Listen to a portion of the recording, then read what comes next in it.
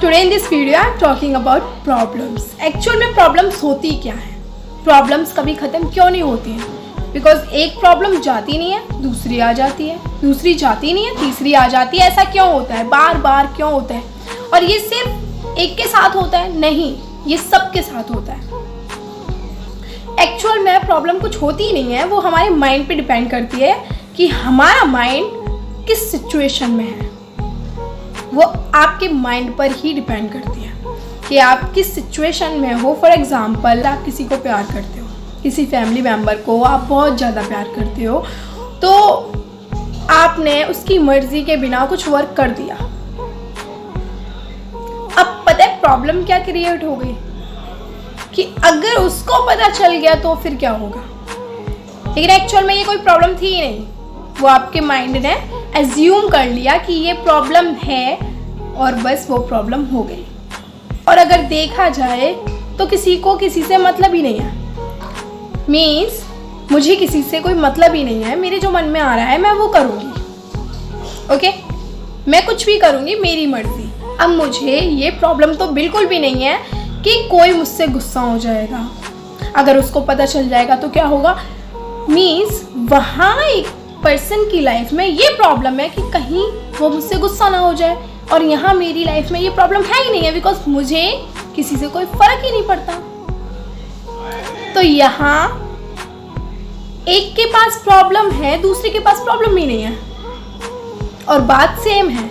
Means वो आपकी situation पे ही डिपेंड करता है, वो आपकी थिंकिंग पे डिपेंड करता है, ओवर थिंकिंग पे डिपेंड करता है. एक्चुअल में कोई प्रॉब्लम है ही नहीं है, लेकिन आपने सोच सोच के प्रॉब्लम बना दी तो प्रॉब्लम क्रिएट हो गई. अब जब प्रॉब्लम क्रिएट हुई है तो सॉल्यूशन भी आपके ही पास होगा, बिकॉज वो प्रॉब्लम भी आप ही ने क्रिएट की है, तो सॉल्यूशन भी आप ही के पास होगा. और अगर देखा जाए तो प्रॉब्लम कुछ होती ही नहीं है, वो हमारा माइंड एज्यूम कर लेता है कि प्रॉब्लम अपने आप क्रिएट हो जाती है. चाहे कितनी भी बड़ी से बड़ी प्रॉब्लम होगी, वो हमारी कंडीशन के ऊपर डिपेंड करता है. तो अगर अकॉर्डिंग टू मी अगर प्रॉब्लम से बचना है तो थोड़ा बहुत ओवर थिंकिंग पे वर्क करना होगा, कि हमें अपनी थिंकिंग को कम करना होगा. इतना नहीं सोचना है किसी के बारे में हमेशा राइट.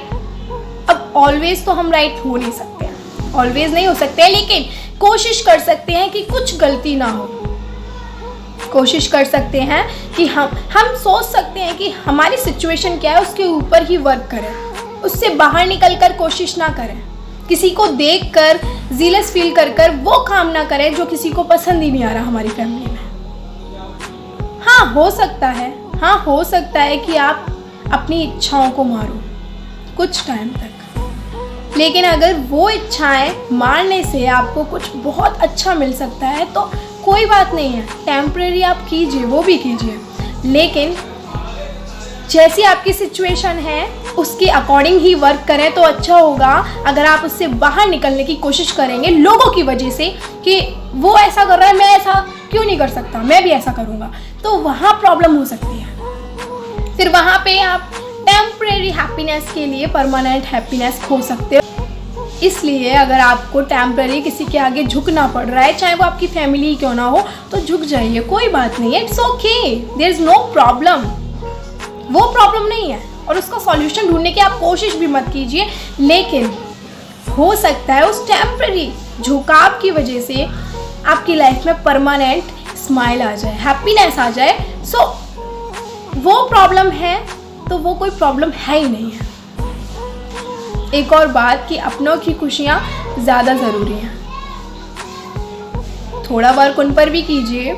अगर खुद झुकना पड़ रहा है दूसरे की खुशी के लिए, कोई बात नहीं है, कोई बात नहीं है. ये सब कर्मा है, लौट कर आता है. अगर आप किसी के साथ अच्छा कर रहे हो सकता है आपके साथ सडनली बुरा हो जाए, बट वो लिख गया है कि आपने अच्छा किया है. अब आपको उसका फल कब मिलेगा वो भगवान जाने, कुछ आपकी मेहनत पर भी डिपेंड करेगा, बट कब मिलेगा, कैसे मिलेगा, इसके बारे में मत सोचो. मिलेगा, बस इस बारे में सोचो. वर्क करो, अच्छे से करो। अगर टेम्परेरी खुशी दबा कर परमानेंट स्माइल मिल सकती है तो वो करो, बहुत अच्छी बात है। किसी को देखकर जीलस फील मत करो, उसकी लाइफ में आज खुशियाँ हैं, अच्छी बात है, कल हमारी लाइफ में भी होंगी। उसकी लाइफ अगर दुखी है कोई बात नहीं है, हो सकता है वो उस सिचुएशन में हो जहाँ पर उसे टेम्परेरी थोड़ी सैडनेस झेलनी पड़ रही है, लेकिन आगे परमानेंट स्माइल उसकी होने वाली है। किसी को देखकर मजाक उड़ाने की ज़रूरत नहीं है।